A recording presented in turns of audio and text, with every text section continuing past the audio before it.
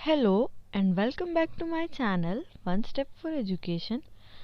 आज की वर्कशीट में हम करेंगे कार्यपत्रक 24। ये आपकी कक्षा छठी की वर्कशीट है। विषय हिंदी, ऐसे ऐसे एकांकी। पाठ का नाम है ऐसे ऐसे एकांकी का भाग 4।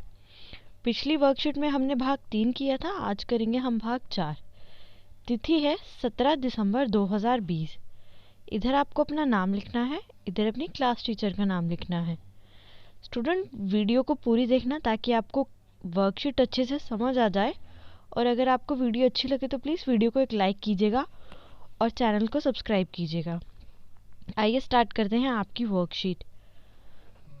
पिछले कार्यपत्रक में हमने जाना कि मोहन के पिता ने डॉक्टर को फ़ोन पर मोहन की बीमारी के बारे में बताया। तब डॉक्टर को घर पर आने के लिए कहा और पड़ोसी दीनानाथ ने भी वैद्य जी को आने के लिए कहा। वैद्य जी के आने पर वहाँ क्या क्या हुआ, आओ इस कार्यपत्रक को पढ़कर जानें। अब जो मोहन के पड़ोसी थे दीनानाथ, वो वैद्य को बुलाने गए थे। उसके बाद अब वैद्य जी आए हैं घर। अब देखते हैं आगे क्या क्या होता है।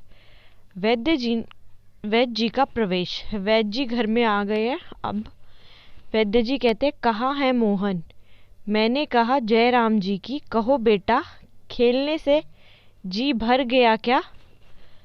वैद्य जी आकर मोहन को पूछते और उससे पूछते कि अब खेलने से तुम्हारा जी भर गया, कोई धमा चौकड़ी करने को नहीं बची है क्या? कि मतलब अब तुम बीमार हो गए हो, अब कैसे करोगे धमा चौकड़ी? मीन्स जो बच्चे शैतानी करते हैं। सब उठकर हाथ जोड़ते हैं। वैद्य जी मोहन के पास कुर्सी पर बैठ जाते हैं। पिता, वैद्य जी शाम तक ठीक था। मोहन के पिता कहते हैं वैद्य जी को, वैद्य जी शाम तक ठीक था। दफ्तर से चलते वक्त रास्ते में एकदम बोला, मेरे पेट में दर्द होता है, ऐसे ऐसे होता है, समझ नहीं आता यह कैसा दर्द है। उसके बाद वैद्य जी कहते हैं, अभी बता देता हूँ, असल में बच्चा समझा नहीं पाता, नाड़ी दबाकर वात का प्रकोप है। जैसे डॉक्टर करते हैं, आपकी नब्स चेक करते हैं तो उन्हें जो नसें होते हैं उन्हें नाड़ी कहते हैं हिंदी में। तो वो उसकी कलाई पकड़कर नाड़ी दबाकर बताते हैं कि वात का प्रकोप है। वात एक तरीके का शरीर में जो जब हमारे ज़्यादा गर्मी हो जाती है तो शरीर में वात बनने लग जाता है। मैंने कहा बेटा जीभ तो दिखाओ। वैद्य जी मोहन को कहते हैं कि अपनी जीभ दिखाओ। मोहन जीभ निकालता है। कब्ज है। तो वैद्य जी उसकी जीभ देखकर कहते हैं कब्ज है। पेट साफ नहीं हुआ? पेट टटोलकर। उसका पेट टटोलकर मतलब उसके पेट को हाथ से दबा के कहते हैं पेट साफ नहीं हुआ तुम्हारा? हूँ, पेट साफ नहीं है।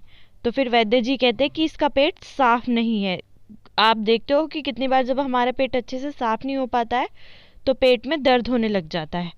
मल रुक जाने से वायु बढ़ गई है। तो उसके पेट में जो वायु थी मतलब गैस हो जाती है, तो उसे गैस को हिंदी में वायु कहते हैं, हवा जैसे होती है।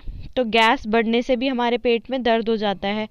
क्यों बेटा? हाथ की उंगलियों को फैलाकर फिर सिकोड़ते हैं, ऐसे ऐसे होता है। मतलब हाथ को मुट्ठी खोली, मुट्ठी बंद की। तो वो वैद्य जी मोहन को बताते हैं क्या ऐसे ऐसे होता है?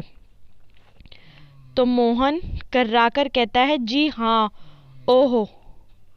उसके बाद वैद्य जी हर्ष से उछलकर मतलब उसके बाद वैद्य जी खुश होकर कहते हैं, मैंने कहा ना, मैं समझ गया।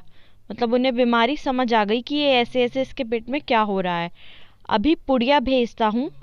मामूली बात है, पर यही मामूली बात कभी कभी बड़ों बड़ों को छका देती है। इधर छका लिखा है लेकिन इधर चौका होना चाहिए, चौका देती है।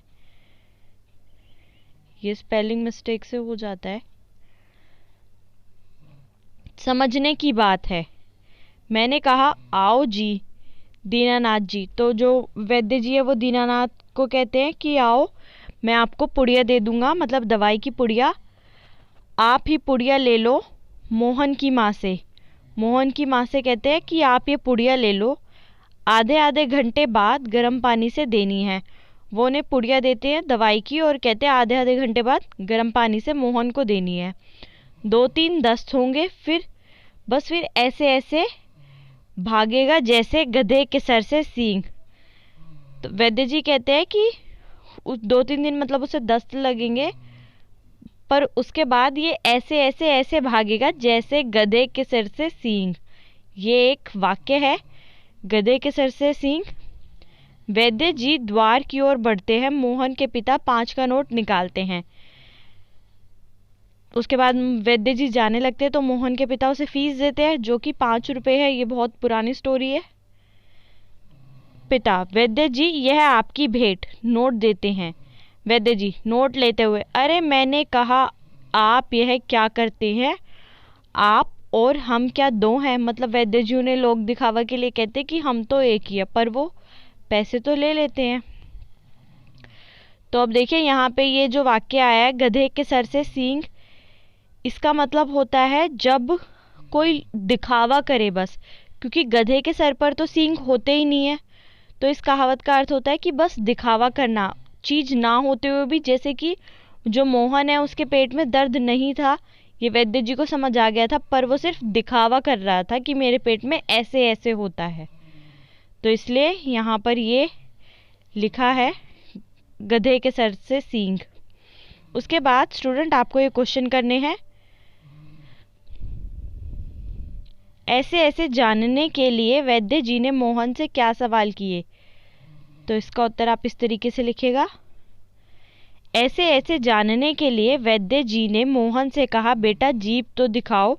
उसकी जीभ देखी थी एक तो, और एक पूछा था क्या पेट साफ नहीं हुआ, कि तुम्हारा पेट साफ होता है या नहीं होता। तो उत्तर एक ये था। प्रश्न नंबर 2, ऐसे ऐसे दर्द को वैद्य जी ने कौन सी बीमारी समझी और इसके क्या लक्षण होते हैं, लिखिए। ऐसे ऐसे कौन सी बीमारी है, वैद्य जी ने कौन सी समझी और इसके क्या लक्षण होते हैं। उत्तर 2, वैद्य जी मोहन के पेट दर्द का कारण बताते हैं, वात का प्रकोप। उन्होंने पेट दर्द को क्या समझा कि ये वात का प्रकोप है, और उसके लक्षण क्या होते हैं, कब्ज, पेट साफ नहीं हुआ, मल रुक जाने से वायु बढ़ गई। तो ये सब हो गए उसके लक्षण। तो ये था आपका उत्तर 2। प्रश्न 3 है, बस फिर ऐसे ऐसे ऐसे भागेगा जैसे गधे के सर से सींग। वाक्य में गधे के सिर से सींग का क्या मतलब है, देखिए। तो उत्तर 3 आप लिखेंगे, वाक्य में गधे के, आप यहाँ सिर लिखना, गधे के सिर से सींग का अर्थ है कोई चीज ना होते हुए भी उसका बहाना लगाना, क्योंकि गधे के सिर पर तो सींग होते ही नहीं है। तो इसलिए इस कहावत का यही मतलब है कि वो चीज नहीं है फिर भी हम उसे बना रहे हैं ज़बरदस्ती। तो स्टूडेंट ये थी आपकी वर्कशीट क्लास 6 की हिंदी की। अगर आपको वीडियो अच्छी लगी हो तो प्लीज़ आप वीडियो को एक लाइक कीजिएगा, और नीचे आपको रेड बटन में सब्सक्राइब का बटन दिख रहा होगा, उसे क्लिक करके चैनल को सब्सक्राइब कीजिएगा, और आप नोटिफिकेशन को हिट कीजिएगा ताकि आपको हमारी सारी नोटिफिकेशन मिलती रहे। नोटिफिकेशन का बटन, बेल आइकन का, उससे आपको सारी नोटिफिकेशन मिलती रहेंगी। और आप मुझे कमेंट सेक्शन में भी कमेंट करके बता सकते हैं आपको मेरी वीडियो कैसी लगी। Thank you.